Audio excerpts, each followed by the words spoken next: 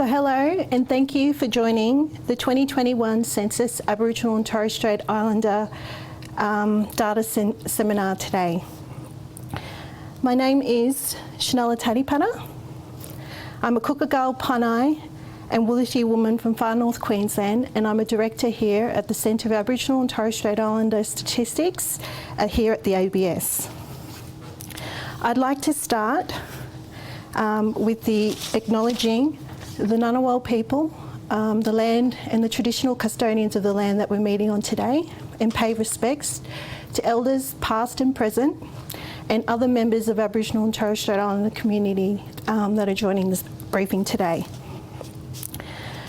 I'd like to acknowledge that it's 50 years since the 1971 census, where Aboriginal and Torres Strait Islander people were included in the national census count for the first time.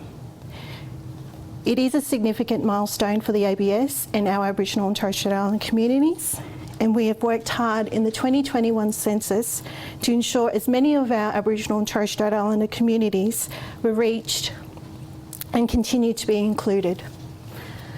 But we do recognise there's still more progress towards data that meets the Aboriginal and Torres Strait Islander data needs and the users that are interested in that data.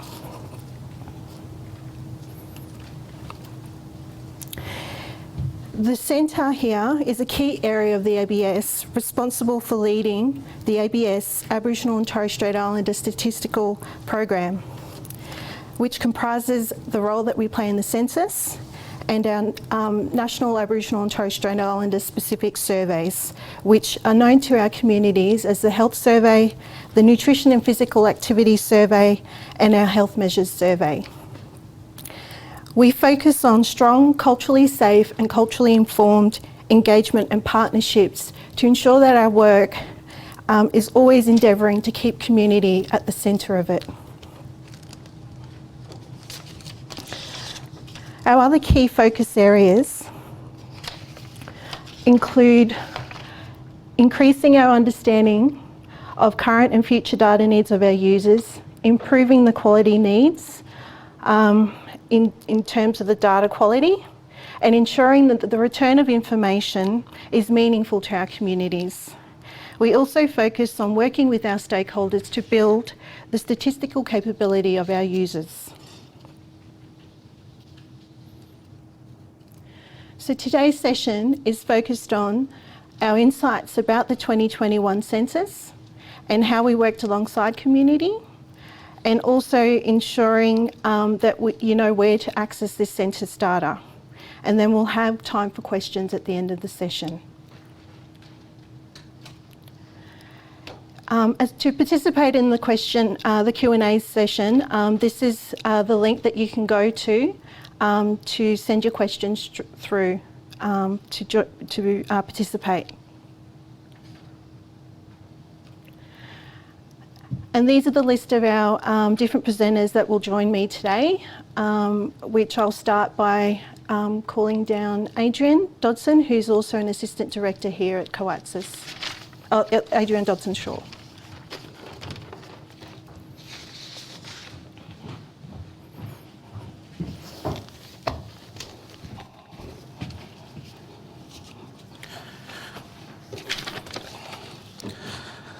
Hi, my name is Adrian Dodson-Shaw, and I'm one of the Assistant Directors here at our Centre of Aboriginal and Torres Strait Islander Statistics.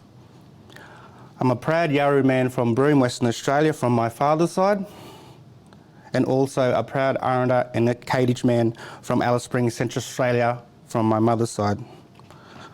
I'm very passionate about my people and making a difference for our communities, and I believe my position here within the ABS gives me the opportunity to do so.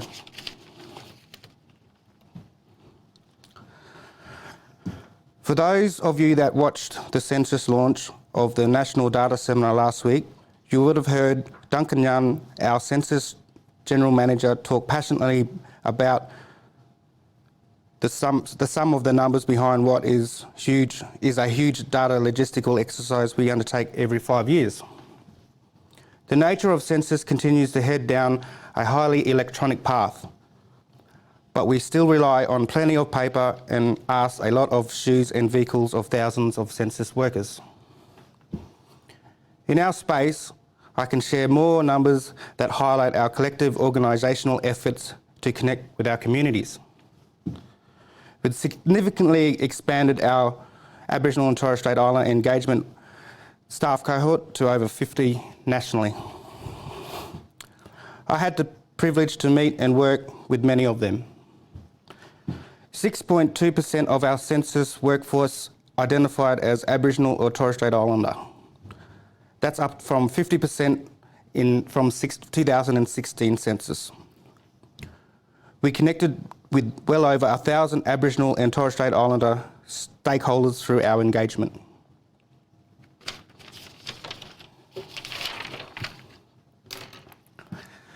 Improving our community's participation in census was our overarching focus. Not only given the 17% undercount seen in the last two censuses, but to recognise the increasing need for accurate data to meet community needs. Our approach to developing or refining our Aboriginal and Torres Strait Islander collection strategies has relied on lots of external help. This census we especially focused on workforce diversity and recruitment strategies to increase the numbers of Aboriginal and Torres Strait Islander staff working on census. Increasing the amount and quality of our engagement and partnering to increase awareness and buy-in. Communications and public relations, providing increased opportunities for culturally appropriate face-to-face assistance. Improving our remote operations. Our ABS roundtable on Aboriginal and Torres Strait Islander statistics has been invaluable in providing advice across many of these areas over many years, dating back from 2013. Our remote operations materials and forms were improved and tested with remote experts. And a special shout out to Mowle back in Alice Springs, Tungunjara Aboriginal Corporation, who assisted us with the testing. Our census communication team partnered with our centre and 33 Creative to tailor communications that focused on promoting and showcasing Aboriginal and Torres Strait Islander stories and spokespersons, especially with social media and place-based radio, which included translations in 19 languages. A key pre-census development that COATS was very proud of was the creation of our new ABS, Aboriginal and Torres Strait Islander branding for use in our surveys and census activities. Alongside the census orange, we were hardly ever missed. We will now play a short video.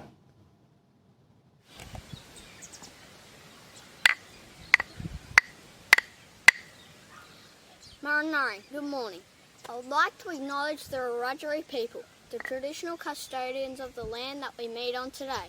I would also like to pay respects to the elders past and present.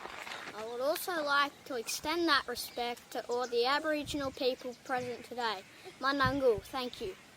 Thanks, Jara, and thanks, Alika. These are my boys. We're broadcasting from this morning at Brungle Yarning Circle, Bush Tucker Garden. My name's Luke Penrith. I'm a proud Wiradjuri man. I've got cultural connections to Ngunnawal, family from Yass, also Wallaga Lake down in Ewan Mob, Gabangari up at Nambucca Heads, and Western Victoria, Watchaboli. I really appreciate 33 Creative and also the ABS of engaging us to do the artwork. We love our art down on Wiradjuri land of Brungle. The ABS artwork is inclusive of all the mobs that I represent, and hopefully across Australia as well. So it incorporates the sea, the land, the mountains, the plains, the desert. So the main focus of the artwork is the eyes and the ears. So hopefully that shows that it's the eyes that we can see you, we can hear you, and that's what signing up to the census is all about, is gathering our data to, better policy for our people if we all put our details and issues on the table. So I encourage all Aboriginal people, Torres Strait Islander people, to enrol into the census to make sure that our voices, our communities are heard. Our old people fought for so long for us to be heard and recognised, so it's only fitting that we do that, and it gives these young people like these guys the opportunity to flourish into the future. My artwork is more lines and very bright, so it really stands out to the contemporary artwork that I want to portray across the nation with the work I do. The ABS, my family's got a long tradition with the ABS. My old man worked in the ABS in the early 2000s, and my mum worked on the census on the last one. So we're really proud that our ancestors have fought for our rights to be heard, and these services that come out of the ABS, the health, the education, housing, stats, really come into play what the federal government does in terms of policies for Aboriginal and Torres Strait Islander people. Thank you again. The artwork that what I'm trying to show is, I'm going to pass it down to my young people. So thank you and have a good day.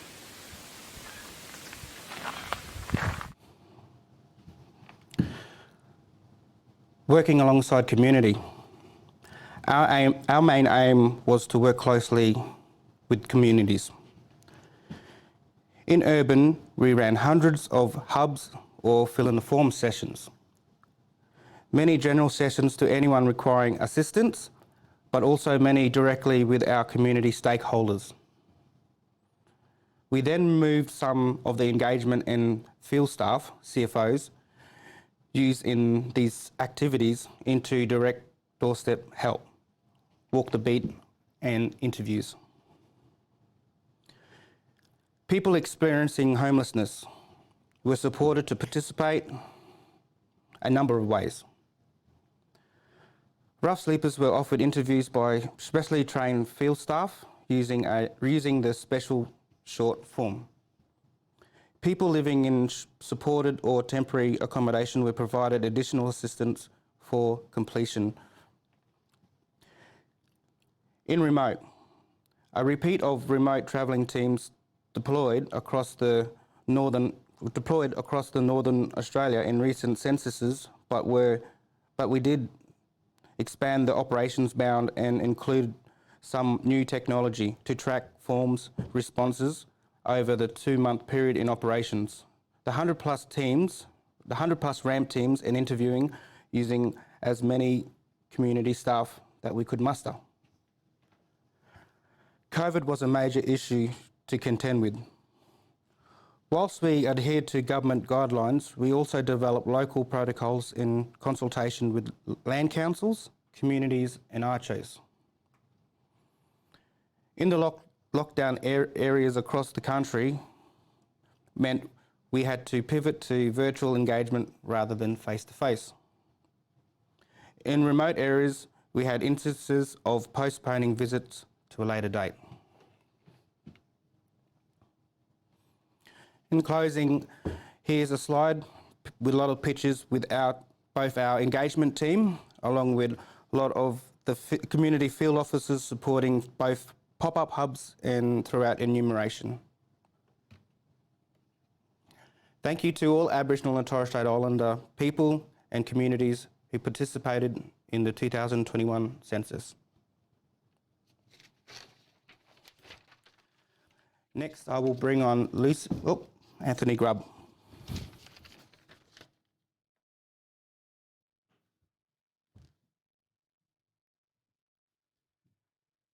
Thanks, Adrian. Could I also acknowledge the traditional custodians of the land we're meeting here today with a very small crowd in front of me, the Ngunnawal people, and I'd like to pay my respects to their elders past and present and extend that to all our TOs on the lands that everyone is joining us here from today. And I'd also like to shout out to all our Aboriginal and Torres Strait Islander viewers here in the audience today. So my job's to kick off a little bit in terms of some of the data insights that we can share, and clearly the word has probably got out. So in terms of some of the headline information, I think a lot of you probably have seen some of that. But hopefully we'll get into a little bit more detail into some of the characteristics that you might not be aware of. Myself, I've been working in our centre for about 3 years. We have a long sort of history in census, and I suppose my interest in this area probably scopes back to about 1996, when I remember actually opening a container of materials from far north Queensland at our data processing centre. And then also got involved in language processing back there, which is predominantly paper-based rather than electronic now. And that sort of interest in this space has been there forever. But for mine, I'd like to really pay an extra thank you to Shonella and Adrian. Both have only just got back to the office this week after a couple of weeks on the hustlings with what is a very busy time for our Indigenous survey program. And so, yeah, thanks again for your welcome.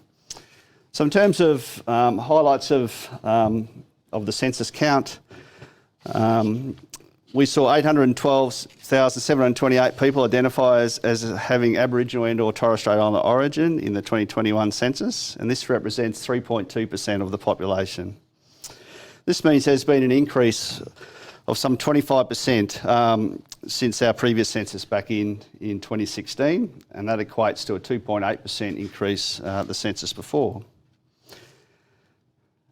That in itself has clearly generated a little bit of interest, and I suppose it's worth getting a bit of a sense of how this has played out over time.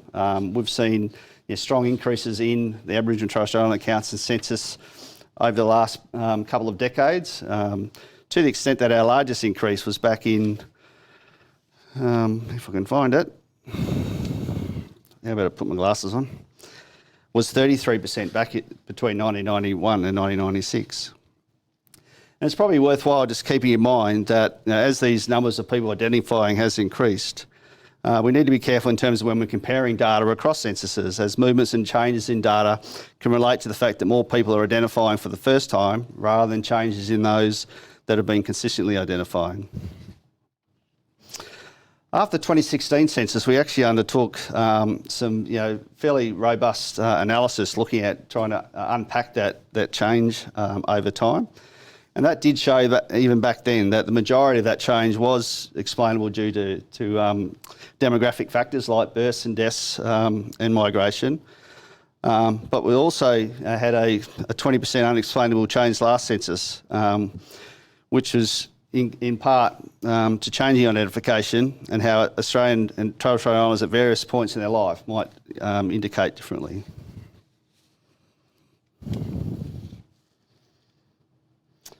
So that we plan to repeat that sort of analysis, but that probably won't happen until late this year, early next year. So you'll have to wait for a little longer to get to that point. There is a fair bit of work there in terms of combining data sets through our Australian Census longitudinal data set, and a fair bit of data confrontation, but we'll be pleased to share that when we can.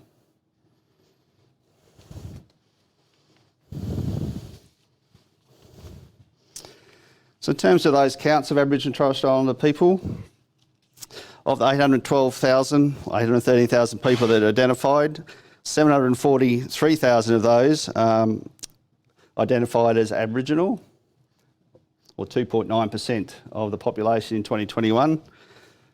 Similar proportions from previous census for Torres Strait Islander, which increased to a count of 33,765. And we did see a bit of a jump in our category of both Aboriginal and Torres Strait Islander, up to 36,000, but still retaining that similar percentage.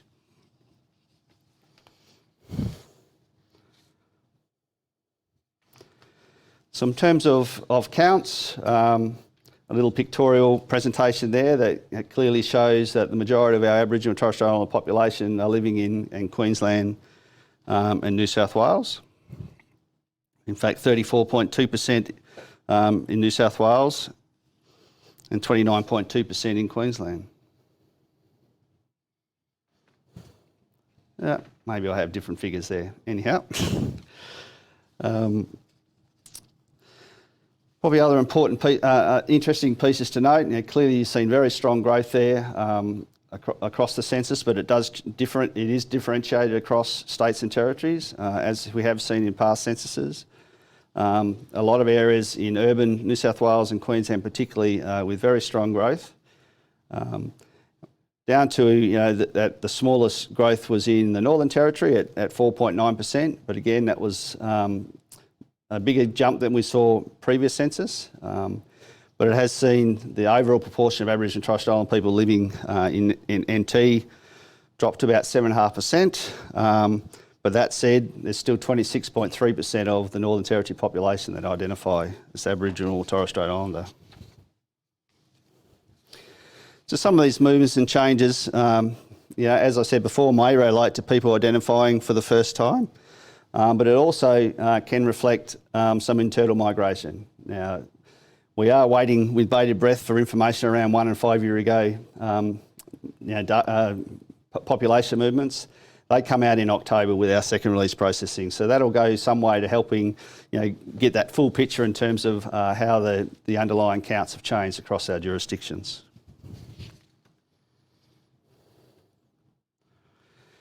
So this is a graph that's showing the sort of change by counts, by capital city and rest of state.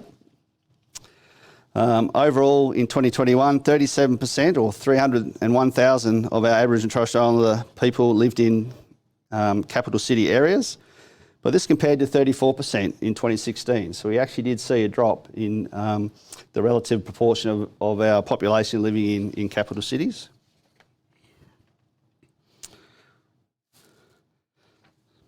So you see there some fairly solid growth in terms of pure numbers, rest of New South Wales, rest of Queensland, followed by good proportional increases in Greater Brisbane, Greater Sydney.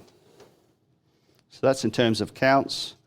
When we look at percentage change in counts, we see the greatest rise was in Greater Brisbane at 42.1%, followed closely by ACT at 37.6%.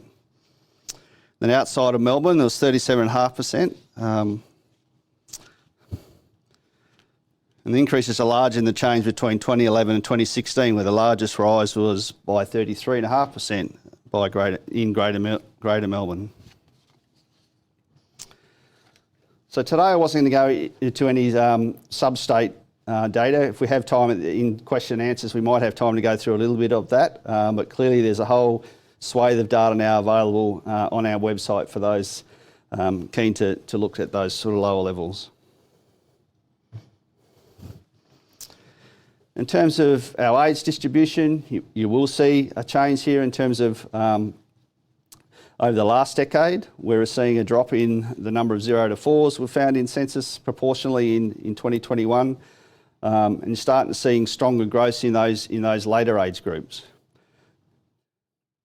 Now, unfortunately for Duncan's sake, I haven't shown an age pyramid here, but because he does like those. But these still tell you a really good story in terms of the changing composition of Aboriginal and Torres Strait Islander populations over time.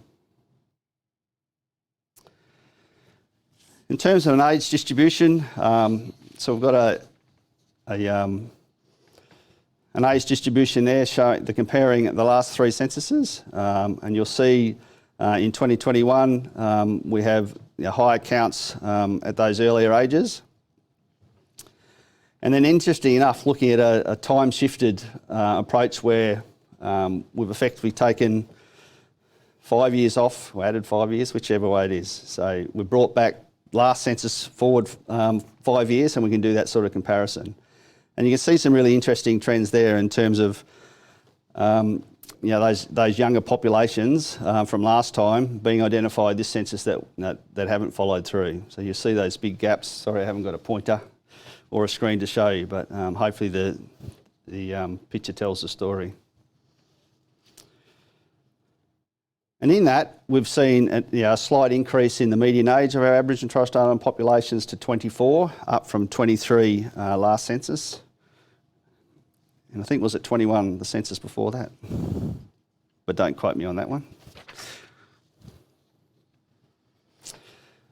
Another quick graph here, just give you a little sense of how that age distribution plays out between capital cities and rest of state. So you're seeing more of a change in those distribution patterns at the front of the age groups, quite a bit wider. Well, I suppose it's a little bit, the axes are probably showing a little difference in terms of the counts, but you start seeing those sort of changes at play. And again, referencing these data, again, we'd like to see that 5-year information in that second release process to get a good sense of how the capital city movements have changed.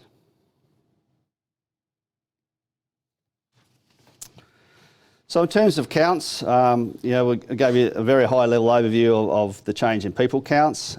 So in this slide here, giving you an idea of not only the count of persons, but the count of Aboriginal families and the count of Aboriginal households.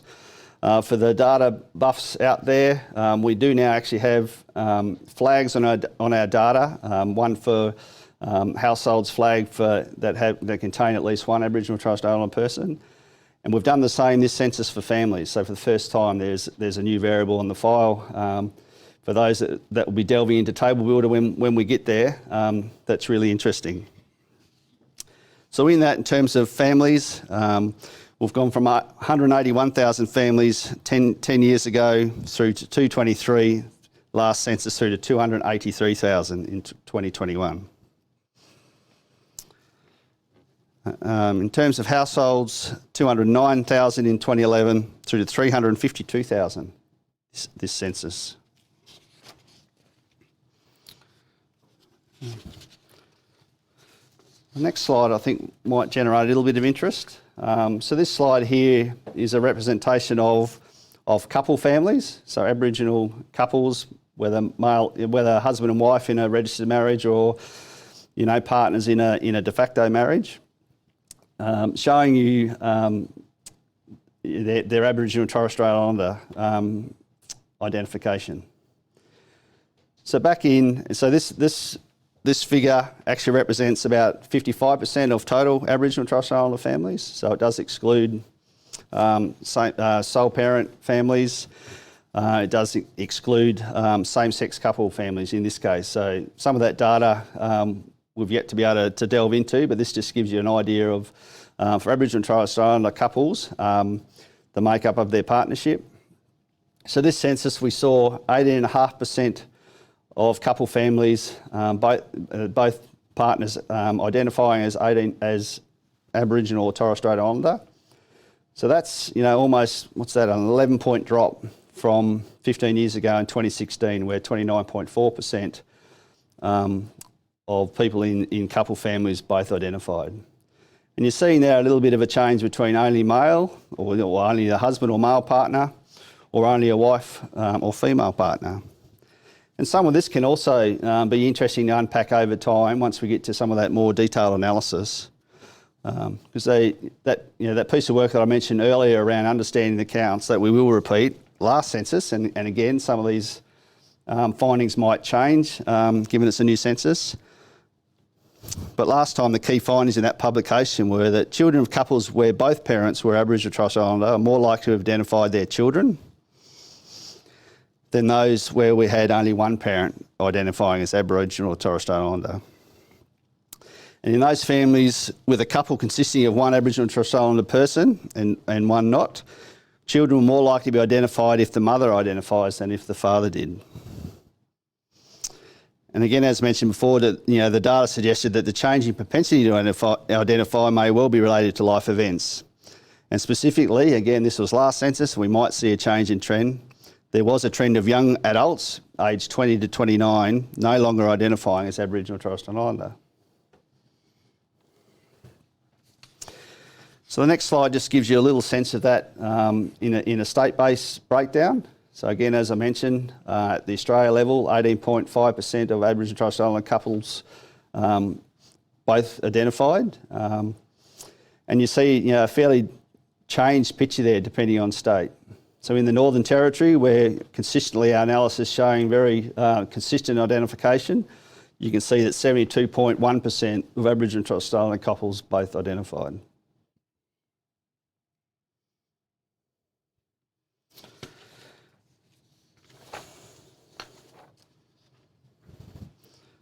Okay, so just before I hand over to Lucy to talk a little bit more around some of the characteristics of the population, it's worthwhile just quickly discussing what we know around the data quality of the Aboriginal and Torres Strait Islander counts this census. And to make it easier, I'll start at the bottom of this slide and work back up. So our online response rate this census for our Aboriginal and Torres Strait Islander population was 69.6%. So that was a really strong increase on the 42.6% last census. And that in itself, you clearly, as you'd expect, would see better item non-response. And when I say that, better response to individual questions within the form. And one of the key ones for us to concentrate on here would be the Indigenous status question. And there we've seen the not stated drop from 6% in 2016 to 4.9% in 2021. And conversely, we're seeing that equate to certainly more accuracy or richness in the data set. Clearly, it's going to be the biggest data set we've produced with those counts that I mentioned. But there's some real changes there, particularly in some of the individual item non-response. And one that sort of took my eye earlier was, say, for personal income, where we actually saw a decrease in the not stated rate last census of 10%, dropping to sub 7. So all that gives us a lot to celebrate in terms of the richness of the data. I suppose then the top line, one of the top line indicators that gets derived from a post-enumeration survey post-census, where we actually asked 50,000 households across the country what the composition of their households was at census night, or at least the best to their recall, and then we generate a net undercount. So the net undercount for the Aboriginal and Torres Strait Islander population this census pretty much mirrored last census. So for us at ABS that have spent a lot of time, particularly with our external partners, to improve participation, that's clearly come through that increase in counts and increase in comfort to identify. But that net undercount has been a little bit stubborn. But I suppose one thing that we would look at is, given the COVID circumstances we're in, clearly they wouldn't have boded too well for us in some parts of the country. For those that remembered the earlier slides from last week with Duncan, we did have a really high response rate, around 96% for the census, but clearly that is not representative uniformly across the country. So while in our big cities we certainly saw that, and we certainly saw that in COVID lockdowns, clearly in some of the more regional and remote areas of the country, we see those response rates not living to that sort of level. So we do get some inconsistency there. But when Adrian, you were talking about our remote operations, which were really targeted at those discrete communities. We did actually get into every community, and I'm very happy at the end that some of them we might have got there late. Lucy, who's going to talk after me, had a lot to do with getting into Wilcannia late in the piece last year. But from our perspective, we did a good job in actually getting where we could. That said, though, clearly that net undercount is still going to be an area for the ABS to continue to work on. I think for those that might have read the Statistical Independent Assurance Panel, they have fair narrative in their publication around this space, and asking for ABS to consider alternate ways into the future how we might improve that. So that's the end of my little spiel around the counts, and now I'd like to welcome up Lucy-Anne Quartey from our centre to talk about some of the characteristics we see. Thanks, Lucy.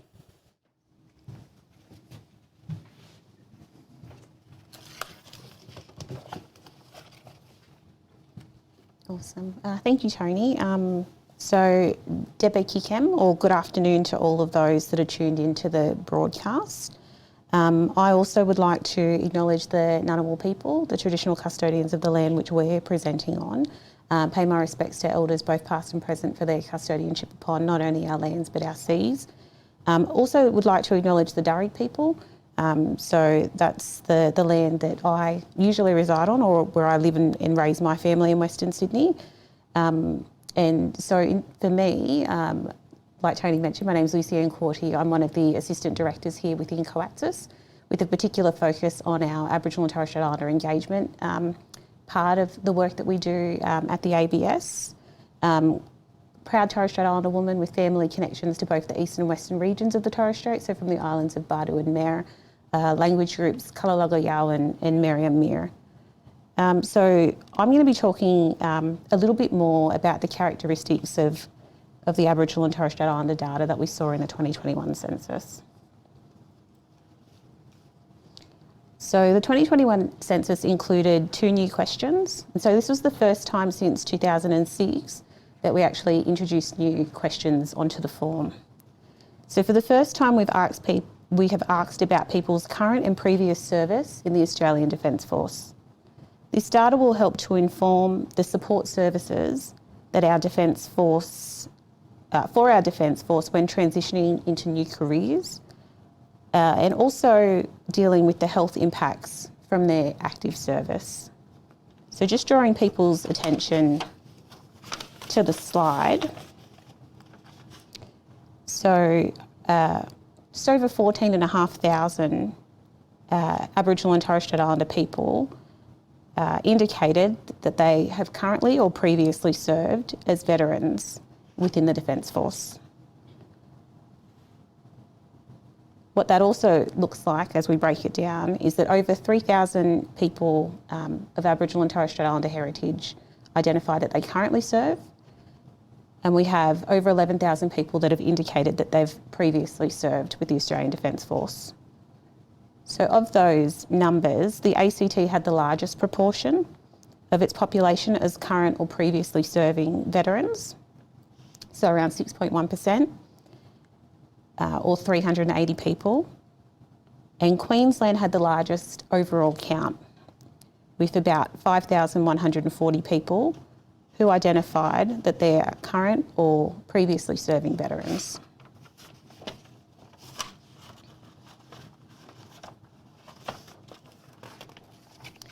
Another question that was included for the first time in the 2021 census was around long-term health conditions. And so as you can see, as outlined on the slide, there were 10 selected health conditions that were chosen based on outcomes of stakeholder consultation, how common they are, and how the data can inform services, policy, and research. One thing that we need to acknowledge is that whilst we did include the long-term health conditions, the ABS also has a number of other health-specific surveys that they run, including the one that Shonella made reference to at the beginning of the broadcast, which is our National Aboriginal and Torres Strait Islander Health Survey, which will be in the field again shortly this year. And so the single question in the census allows the data to be cross-classified with other variables in the census. So I suppose that's where this question in particular is really powerful. In looking at data for smaller population groups, and examples of this can be particular age cohorts, smaller geographical areas, and also proficiency in English language. We've also, what will be available shortly, will be a health conceptual article, so people can further understand what the data collected at the time of census means and can be used for.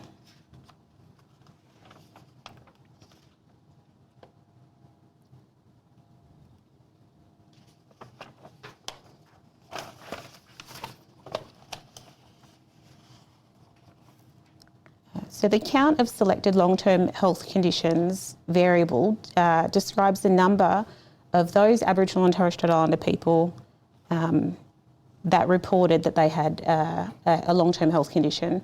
So as described on the slide, what that means is that 31.1% of Aboriginal and Torres Strait Islander people indicated that they have a long-term health condition. So whether they indicated that they had 1, 2, 3 or more health conditions, what we're saying is that 31.3% of the population of Aboriginal and Torres Strait Islander people have self-identified that information through the census.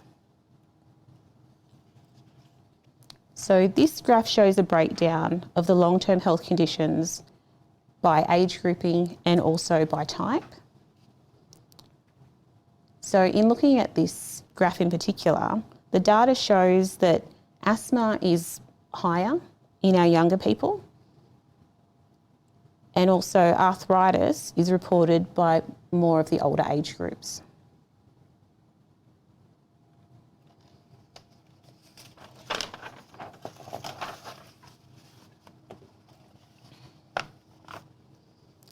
The census collects information on ancestry and Indigenous status. These are separate concepts that measure different forms of identity and serve very different purposes. So ancestry measures a place or cultural group often related to where a person's parents or grandparents were born and should not be used in place of Indigenous status in the analysis of the Aboriginal and Torres Strait Islander population. Indigenous status provides the response to whether people identify as being Aboriginal and or Torres Strait Islander in the census. Indigenous status should be used for the analysis and reporting of Aboriginal and Torres Strait Islander people in the census. The 2021 census included new marked boxes for Aboriginal and Torres Strait Islander ancestry in the ancestry question on the census form. So this was both the paper form as well as the online form.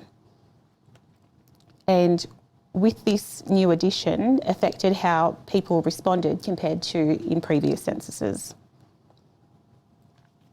The 2021 census included improvements to the response categories of the ancestry question to increase the inclusiveness and usability of the census form for Aboriginal and Torres Strait Islander people.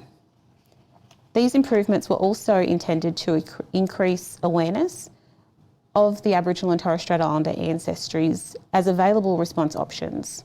So feedback during the 2021 census topic consultation process indicated that revising the response categories for ancestry may increase the relevance of the census to Aboriginal and Torres Strait Islander people. So as mentioned, the 2021 census form included new marked boxes for Aboriginal and Torres Strait Islander ancestry to improve engagement and participation of Aboriginal and Torres Strait Islander people. These categories appeared under a list of the most common ancestry responses for the 2016 census. For people who completed the census online and who identified themselves as an Aboriginal or Torres Strait Islander person at the Indigenous status question, these new response categories were displayed at the top of the item list, as pictured on the slide in front of you. Also just wanted to draw people's attention to the fact that on the 28th of June we also released an analytical article specifically about ancestry, so you can jump on our website and find out some more information. So continuing with the theme of ancestry, the Aboriginal and Torres Strait Islander options were only included prior to 2021 on the Interviewer Household Form, or IHF. This is the census form used in Aboriginal and Torres Strait Islander communities and areas where the standard paper form are not practical. The majority, or 94%, of Aboriginal and Torres Strait Islander people who completed their census with an IHF in the 2016 census selected Aboriginal and or Torres Strait Islander as their ancestry. The response was only 13.6% when using census forms that did not have the ancestry listed as a response option. So in 2016, almost half of the IHFs that were completed in the Northern Territory by Aboriginal and Torres Strait Islander people were more likely to report their ancestry as Aboriginal and Torres Strait Islander.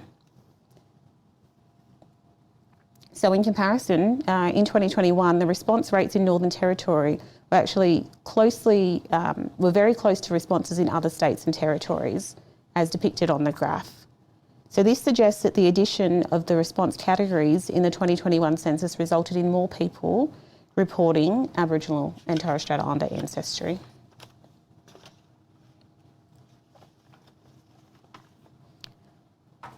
The changes to the ancestry response category in the 2021 census resulted in a significant increase in people selecting an Aboriginal and or Torres Strait Islander ancestry.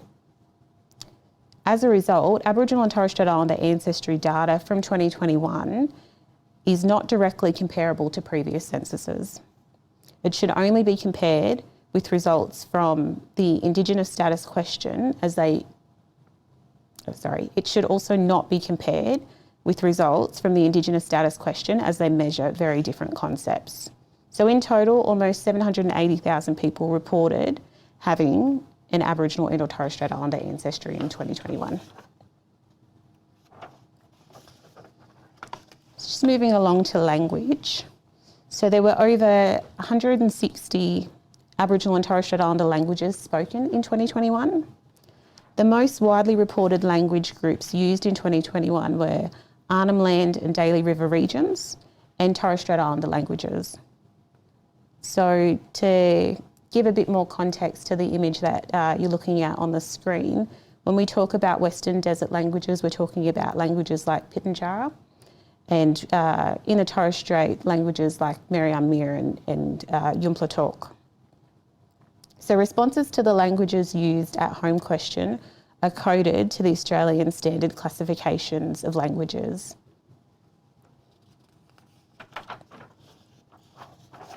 So we'll actually be undertaking a review of the language classification in the next 12 to 18 months. And so that's an opportunity not only to review the classification, but also include any suggestions for any languages that are thought to have been missing. So for more information about this review, you can contact COATSIS, or you can also find out more information about how to contact us through the ABS website. Also just wanted to draw people's attention to the fact that there was an analytical article that was published in April, specifically around language. And so that's available on our website. But obviously with the introduction of the 2021 data, there'll be an update to that article in the coming months that will be available on the website as well.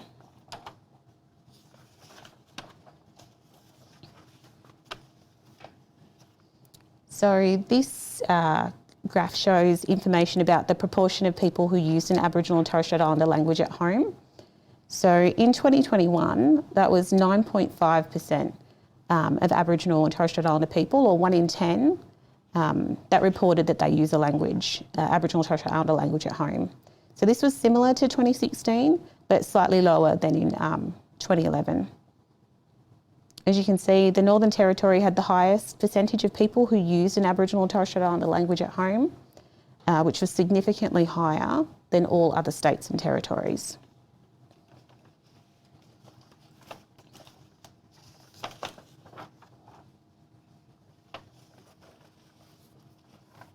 Cool. So moving away from language, now looking at unpaid activities. So when we're making reference to unpaid activities, we're looking at things like volunteering, whether people have cared for children that are their own or other people, but also just drawing out provided unpaid assistance, which is the first image that you can see. So this variable records the number of people who, in the 2 weeks prior to census night, spent time providing unpaid care, help or assistance to family members or others. And this could be things related to people that had a disability, long-term health condition, or if they needed assistance relating to age.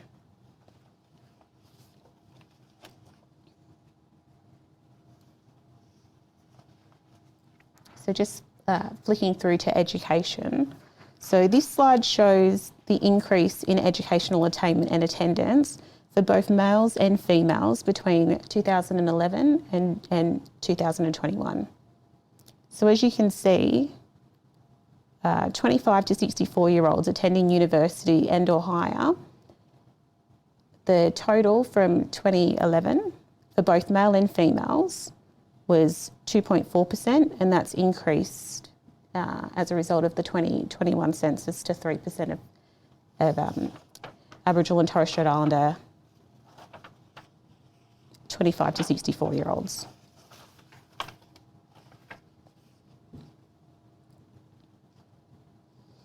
So lastly, before I hand over to James, just talking about the family household composition.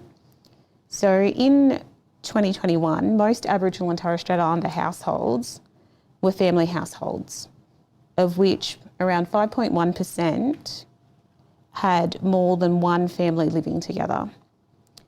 Around 1 in 7 households were made up of people who lived alone, while a small proportion of these households were group households at 5.1%. And I'll hand over to James.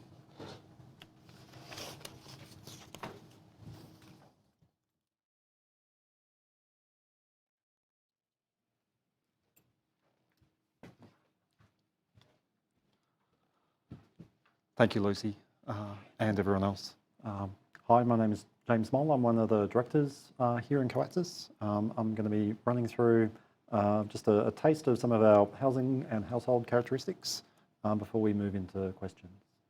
So, I'd first of all, just like to also acknowledge the traditional owners of the land on which we're meeting here today, the Ngunnawal people, and pay my respects to the elders, past and present.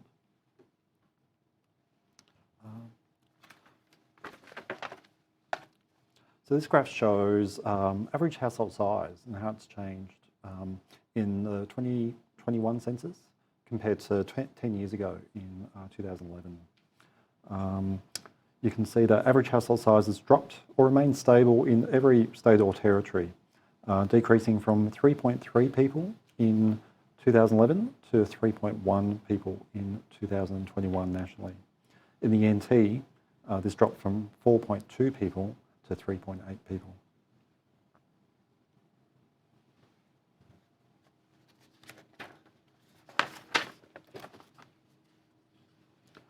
Securing appropriate housing is an outcome area in the National Agreement on Closing the Gap, and it's measured by a housing suitability target.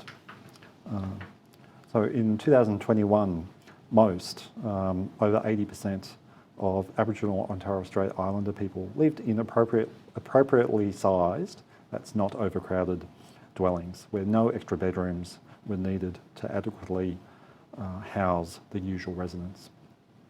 In all states and territories, this improved since the last census, with the exception of Tasmania and the ACT. The Northern Territory had the largest improvement, increasing 13% since 2016. It's just worth noting that this measure uses the Canadian National Occupancy Standard to compare bedrooms in a dwelling with number of residents. It's broadly applied and doesn't always take into account some of the cultural differences applicable in Torres Strait, Aboriginal and Torres Strait Islander households.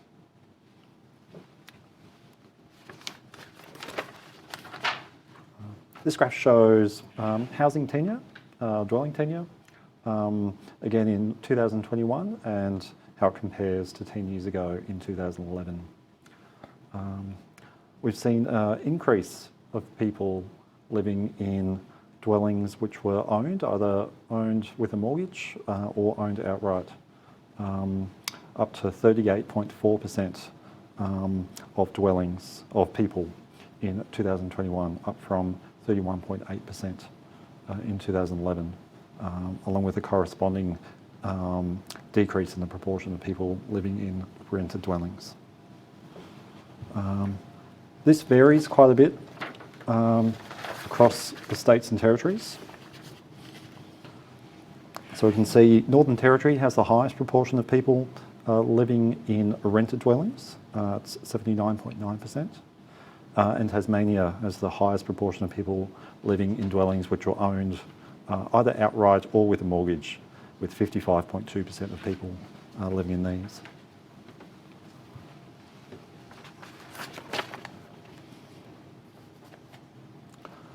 This graph shows our median equivalised household weekly income. The equivalised just means that we adjust the total household income for family size to be able to compare income of households with larger, more people compared to less people. The median equivalised total household income for Aboriginal and Torres Strait Islander households was $830 in 2021. Tended to be higher in capital cities than areas outside of capital cities. And overall, they were $183 higher in capital city areas than those outside.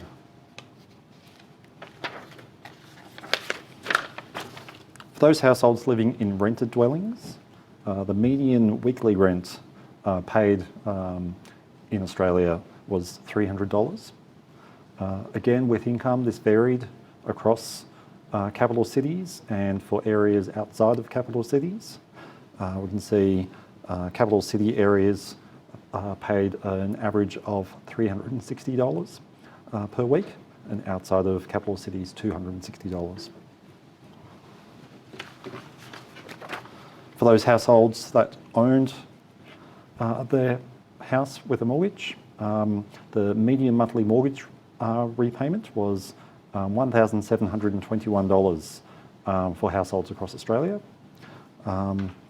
As with income and weekly rent payments, you can see a similar pattern across capital city areas and outside of capital city areas, with capital city areas averaging a median of $1,948 and outside of capital cities, $1,517.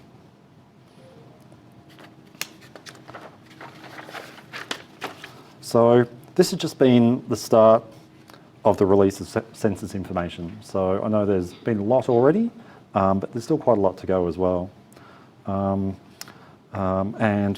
ourselves and our engagement managers and our teams working with communities and organisations to access census data themselves.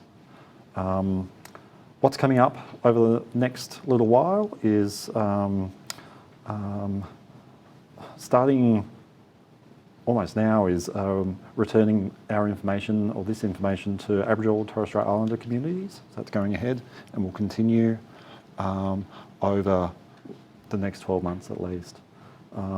There's some equivalent state or territory seminars coming up in late July and early August, as well as some information being released for counts of Aboriginal and Torres Strait Islander Australians, as well as the analysis that Tony flagged earlier in terms of understanding the increase in Aboriginal and Torres Strait Islander count in early next year.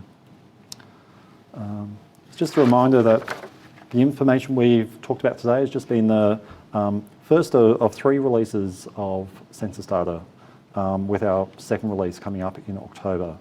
So that particularly has the information on usual address and internal migration, which will be keenly appreciated. Encourage you all to explore our census data on the ABS website. The best way to access is either through the search functionality, where you can search for an area or a topic, or you can browse by the various topic pages that are available. The Census Dictionary is something which is a must-see. It's really comprehensive and has a lot of information around how to use and what each of the variables mean and contain. So definitely a handy reference. Okay, so thank you for joining us today. And I look forward to taking your questions. So again, you can head on to polev.com/tellourstory21 to put forward your questions, and we'll try to answer as many of those as we can today. Further questions can be sent to our team at coaxis@abs.gov.au. Okay, so we'll see what we have in the way of questions so far.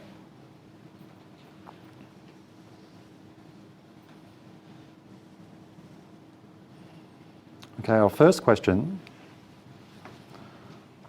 relates to one of the graphs that you talked through, Tony, in terms of the age distribution for people living inside and outside of capital cities. It says, what is the bump in the late 40s and the early 50s age groups for the people living in and outside of capital cities, please?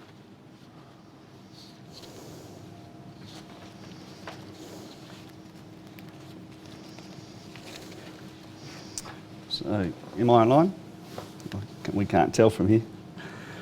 Right, cool. Thanks, everyone. We've been mic'd up and we can't hear from here. Very good question, James. I mean, there's effectively it's a representation of how people have identified, and clearly it's a factor of the ageing population, but it's also a factor of when and how people have identified. So in terms of understanding that in any sort of more extent really does rely on that analysis we're saying we'll undertake later in the year in terms of understanding the changes in identification and the characteristics thereof. So unfortunately right now I can't bring a lot more insight into that. Thanks, Tony. That's well answered. Okay. So we have quite a few questions coming through, so this is fantastic. It shows that we've got people watching, which is fantastic, and engaged, so thank you. Please keep them coming. We do have one on, can you tell us more about how the ABS delivered a safe and successful census in remote communities during the pandemic? So it might be a good question for Adrian, perhaps. Yeah, I suppose there was a number of ways. I suppose I think it started with mainly our workforce and obviously employing local people on ground, especially within communities. And as I referred back to around the buy-in of actually census and what we were doing, and so there's a lot of those steps that we put in place, and also being out in the field. Like I was on ground, as mentioned. I was out there and I had the opportunity to also work back in my mother's country around Alice Springs and support the communities there. But I suppose, like creating that environment, being from there and knowing the lay of the land, we had opportunities of obviously, making community aware, because in that first instance it's around, why are they participating and why it's important, and I suppose that we've kind of added that kind of credibility around, why should we be participating, and and even leveraging off, our contacts and our relationships in terms of, the stakeholders of actually getting into communities, So I think there was a number of things that we actually done.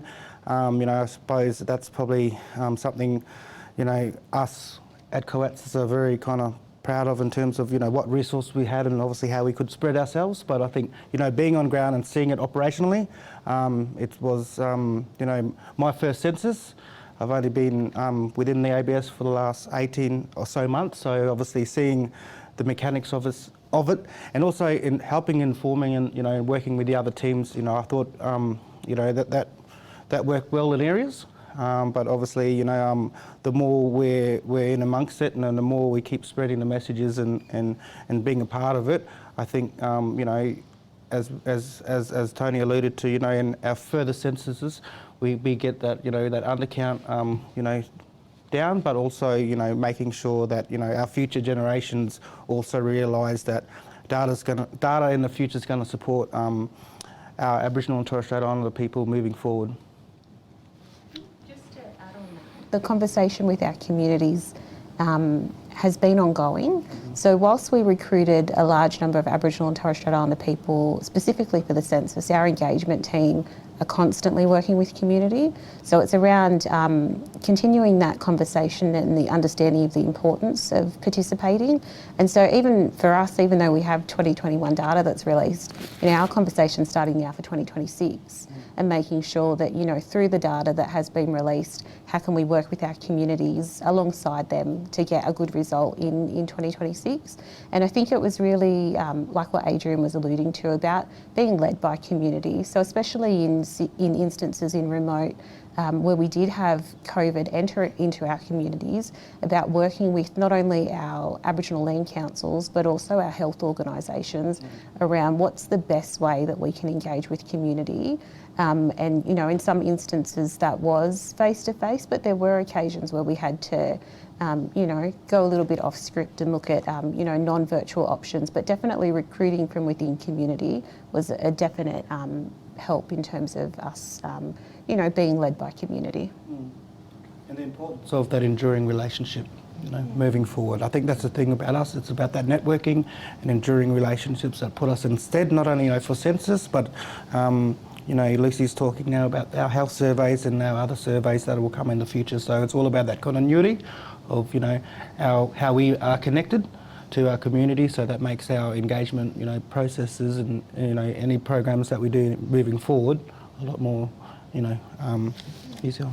I think I might just add to that as well. In part of the enduring relationships and being led by community is showing that we listen.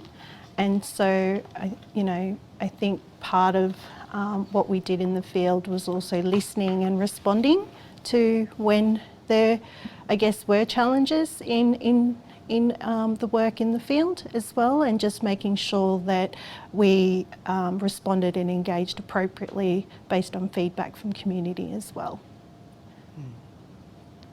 Thank you. There's probably a good segue or a follow-on question just about the returning information, which we noted as a key part of, you know, our focus now that census data is released. So how will we be returning information to communities? Yeah, I'm happy to kick that one off. So we have a network of Aboriginal and Torres Strait Islander engagement managers across the country, and so part of the return for us is, I suppose, in-house, looking at some culturally appropriate publications that are specific to you know, geographical areas that we will look to distribute, but also just passing that information through those existing networks. And as was mentioned, we've got an extensive work program, so we're having multiple conversations with stakeholders, but in Census in particular, it's about really going back and connecting with those communities that supported us and presenting the data back to them. So like Tony mentioned, you know, through the COVID challenges in New South Wales, we went into Wilcannia a little bit later. So, you know, a priority for us as the New South Wales engagement team is about, you know, thanking the community of Wilcannia for their support to us and what they did in terms of getting us into community and also assisting, but returning that information to them and actually showing them, I suppose, where it lives on the website and how they're able to access it so that they can tailor and utilise that information, you know, for whatever they deem as appropriate for their community. Does anyone else want to add to that, or is that? I was just going to mention there are a couple of other areas to source our data, James, outside of the ABS, and there's actually some really good representations of the data. SBS, we've noticed, has got a really good portal out that's very useful. I know AHW put out a Regional Insights website as well. So without putting our own website down, with, you know, is the bee's knees, has got everything there with the search functionality and mapping. There are plenty of other areas as well. So we're happy for our data to be spread as far and as wide as we can get it. Further to what Lucy and Tony was saying, again, it's that continuing conversation. Yes, there's a return of information for census, but we also go out into the field for our other Aboriginal and Torres Strait Islander specific surveys as well. And so those constant conversations are happening at all, you know, whenever we're in the field. So, you know, we try to work with community to understand what that return of information might look like as well, and we accommodate where appropriate.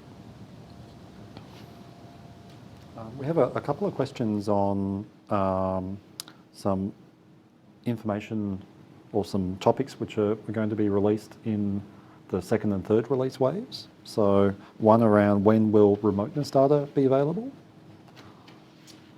Yeah, so remoteness data is, I think it comes around similar time as to our CIFA indexes, so it's early 2023, I think, Caroline, yeah. So that does take a little time to compile, because remoteness isn't just a physical geography concept, it's also how far we are from services and the like, so it does take a little while to compile. But in the meantime, there's still plenty of data at other areas of our classifications that will give you insights into regional and remote Australia, just not by that remoteness category. And then the next question is relating to employment data. And are we going to be releasing information about employment for Aboriginal or Torres Strait Islander people? The answer is yes. Will this be broken down by types of industry? Yep. And probably quite a lot more. And I think there'll be an analytical piece produced and released probably later this year or early next year, with a focus on employment and later information for Aboriginal and Torres Strait Islander people. Yeah, so that second release of data, what we call second release, has still got some really valuable insights to come. So a lot of information around employment, some more around education, journey to work, place of work, 1 and 5 year ago migration. It's all going to be, add to that picture that we've got now. But clearly, it does take us time to process and disseminate that. Okay. We have a question on the undercount. So just how do we work out the undercount? So I suppose it's seeking a little bit more information around exactly how we come up with that 17.4% figure that we had for 2021. Thanks, James. So effectively, I did only very quickly talk about the post-enumeration survey, where our household survey workforce goes out and we conduct a survey of 50,000 households. But I must admit, the nature of that survey has changed a little over time. Historically, it always was a face-to-face survey with interviewers presenting at doorsteps. In urban Australia this time, and particularly with COVID, we did see a lot more of those responses come through by telephone. But in a remote context, we sent interviewers out into a few dozen communities in outback Australia, and effectively all that information. Then there's a comparison between the details of the PES versus Census. We get an idea of the number of people that might be missing in dwellings that we missed altogether. It also gives us an idea of whether or not we've missed people within dwellings. It also gives us an idea whether or not we've had a difference in classification between Census and the post-enumeration survey, and that is common. It might not always be the same responsible adult in a household that's reported on behalf of the family under both. And so effectively the demographers do a fairly substantive number crunching exercise, both at the contact sample, where the households that we have made contact with versus others that we've missed, and do this big analysis. And I suppose the big thing to understand is when we're comparing that undercount to the general population, when you hear in our national data seminar, you heard a sub 1% undercount, but that's a net undercount that takes into account that we have an overcount and undercount and a net off. It also takes into account that generally for missed dwellings, we impute people into those dwellings, but when we do that imputation, we don't impute Indigenous status. So the net undercount, or the undercounts for the general population aren't comparable to the Indigenous undercount. But that said, there is one comparator, and that's around a non-Indigenous undercount, and that's generally in the order of 5 or 6%. So when you're talking about magnitudes of difference, you should be thinking magnitudes of around 3 times difference, not of 17 times difference. But there is some really good information from the demographers in a PES article. And also I'll give another plug to our Statistical Independent Assurance Panel report, which is quite voluminous, actually goes into quite a bit of detail around the PES undercount. So I'd recommend people go and check that publication out on our website as well. Okay. Good answer, thanks Tony. I have a question around engagement in communities, and just a question around how the engagement protocols are determined. In terms of how we best collect data for the census from our communities. I'm not too sure. Yeah, I think I'll kick off and Luce could probably follow up. I'm thinking more so understanding the communities. Obviously, communities have their own governance structures, and we talk back about land councils and processes of actually getting out into the community for that instance. So there's a permit process in saying that. But also, I think this is more too, is that when we have our team, which we're in community, it's a remote area management team, they're also responsible for employing local community field officers to support whilst in community. So I think having those processes in place help support, you know, those protocols, and which was vital because obviously there's those different levels of protocols in terms of how we operate and what we do in terms of our work in, out in community, but also community and their cultural protocols. So both had to be adhered to. But I think having the process of that support base in terms of workforce and communities on ground, and also ourselves getting out communities as you know, our engagement managers had that option to go out and support. I think it was just, you know, making sure that we were ticking off all those boxes in terms of following the right ways, in terms of, because every community is different, right? So, and you know, and that's the thing that we really need to really understand. So I think, you know, us being really considerate in terms of, you know, how we actually operate, and also inform the other teams about which, you know, these communities, because talking as a community and how they govern themselves and the ways that we need to operate and adhere to whilst we're on ground. So I think, you know, there was a lot of things that were put in place, and I think, you know, adopting the workforce and being supportive of local people on ground, and there was another thing around the buy-in, and obviously another thing of, you know, whilst we're in community, that they needed to know obviously, well, why are we there, what are we doing, and having those things in place. And I think in some of those areas we did really well. Liz? I think to add on to that, I think workforce was really important for us to be able to do that. So employing locally, so that I suppose there was already an understanding at a local level, not only what the protocols are, but around the distribution of information. So obviously, you know, most times it would be, you know, top down, but also ensuring that where we could have bottom up approaches to feeding back information so that people had an understanding of what the census is, why it's important, and how to participate. I think we did run into some challenges around COVID, you know, where we probably didn't do as much as we would have wanted to do. But still, I suppose in terms of the results, you know, we did get a good outcome in terms of people participating. But I think for us, it is about that ongoing conversation around what engagement looks like. And I think too, even stepping away from sort of our field operations perspective, making sure that a cultural lens was embedded in all of the work that we did, even before we actually took the census out into community. And, you know, getting really valuable insights and advice from, you know, groups like our Aboriginal and Torres Strait Islander Roundtable to make sure that, I suppose, where we could get that national approach, but also giving, you know, given the opportunity for us to be able to tailor locally where we needed to from an engagement perspective. To is not just in terms of the conversations. We also think about the resources that we use, and ensuring, you know, how we share information with community throughout the process. And obviously there now we're thinking about that return of information as well. So safe engagement for us is that end-to-end process, and thinking about, you know, how we steer in community, alongside community, and what matters to community. And I think that's something that we've really focused on. Clearly, you know, we're always looking to improve. It's a big job. It is national work, and we do try and take that localised approach with understanding the needs of communities and how many there are across, you know, in all the different jurisdictions. Because not even every state, within every state and territory, communities are still different. So I think that's the lens we bring to it, and that's what informs our work when we think about engagement.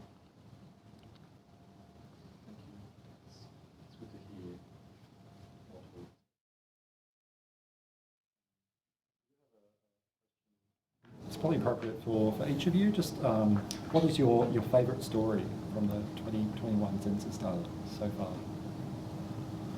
Start this side? Yeah, I reckon so. Yeah. I'll be selfish and pick two. So for me, I have to put it out there, Queenslander through and through, except when it comes to census time. So I think a positive thing for me in reflecting was seeing the increase in population counts for New South Wales and knowing that we pipped Queensland at the post for another census. Hopefully we can keep them off for 2026.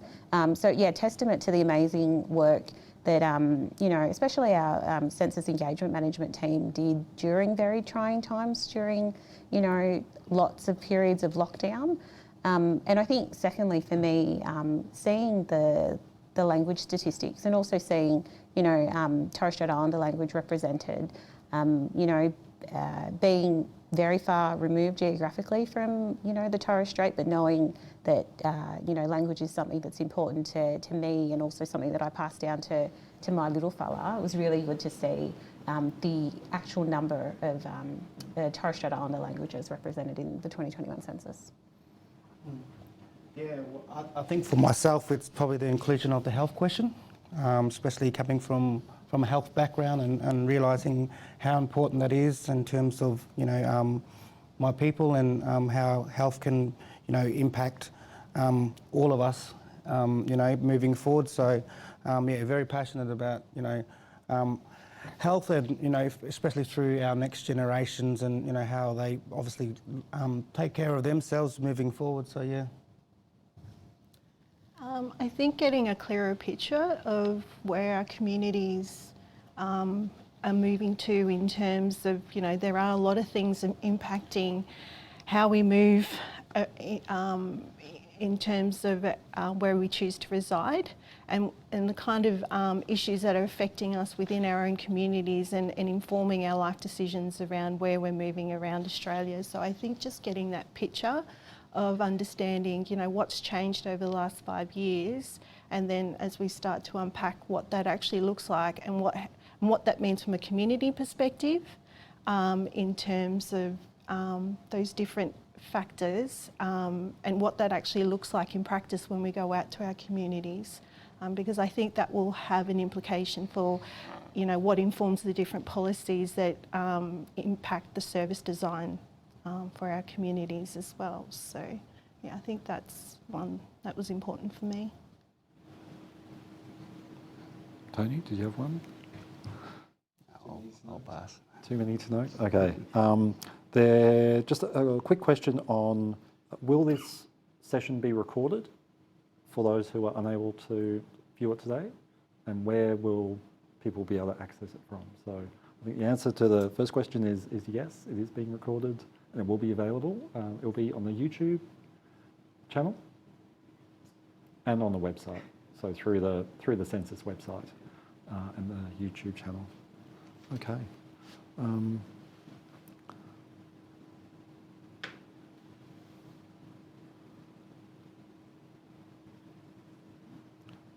There is a question on, first of all, saying great stuff, so thank you to the panel. Will this process and journey be written up as a paper and presented at a conference? So a note that it would be a great case study on engagement with Aboriginal and Torres Strait Islander people. So is there thought or opportunity to do that's something a great in that space? Yeah, it's a great idea. I guess, I hadn't thought that far ahead. I think we've been focusing on our work program. But thank you for the feedback. Really appreciate it. And it means a lot that I guess that message is coming through that we care and we're invested in the way that we're engaging with our communities about the work that we're doing at the ABS, because data does matter to our communities. Thank you. Okay. I think that's all the questions that we have. So thank you so much for joining and connecting with us today, and thank you to Shonella and to Adrian and to Tony and to Lucy for talking us through some of the just key highlights that we've seen so far, and there's so much more to come. As noted, this will be recorded and available for watching again later through the website or YouTube channel. So Yeah, that was it. Yeah, more questions, coatsers@abs.gov.au, can send them through and we can go from there. So thank you very much. Thank you.